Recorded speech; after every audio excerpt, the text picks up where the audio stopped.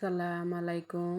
আশা করি সবাই ভালো আছেন। আজকে আমি রূপচাঁদা মাছ রান্না করব। প্রথমে তেল দিলাম, তেলের মধ্যে পেঁয়াজ কুচি করে দিলাম, হালকা পেঁয়াজকে নড়াচড়া করলাম একটু লাল হওয়ার জন্য। ভালো করে পেঁয়াজটা আমি তারপর লাল মরিচের গুঁড়া দিলাম 2 চামচ,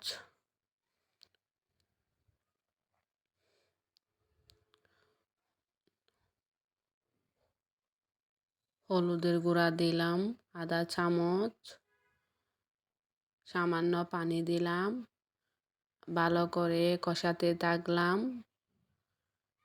ভালো করে মরিচটা যাতে কষানো যায়।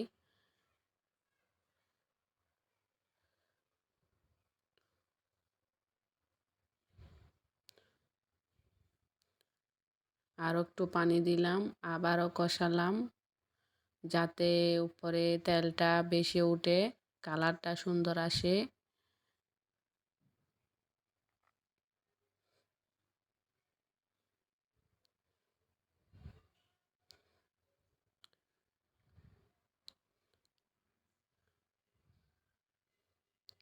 এরপর লবণ দিলাম পরিমাণ মতো, লবণ দিয়ে আরও একটু কষাতে নাড়া দিলাম, কাঠি দিয়ে আরও একটু নাড়তে থাকলাম ভালো করে, পরে কালারটা আসার জন্য। এরপর মাছ নিলাম, মাছকে আমি পরিষ্কার করে ধুয়ে রাখি। এরপর মাছগুলা একটা একটা করে দিতে রাখলাম।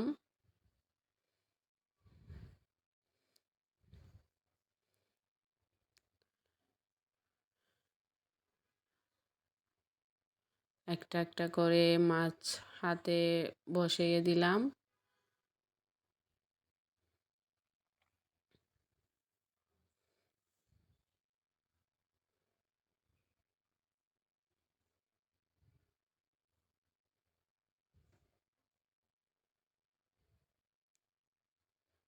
এরপর সামান্য একটু পানি দিলাম যাতে মাছের ভেতর মশলাগুলো ঢুকে। সামান্য লবণ দিলাম,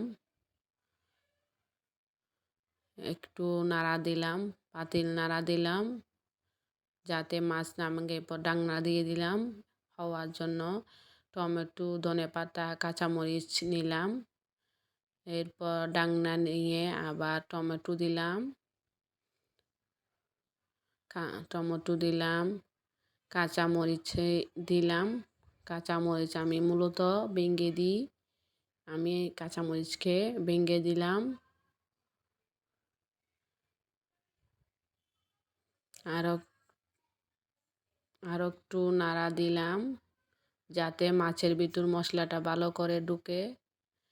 এরপর ডাকনা দিয়ে দিলাম, ডাকনা তুলে এরপর ধনেপাতা কুচি দিয়ে দিলাম।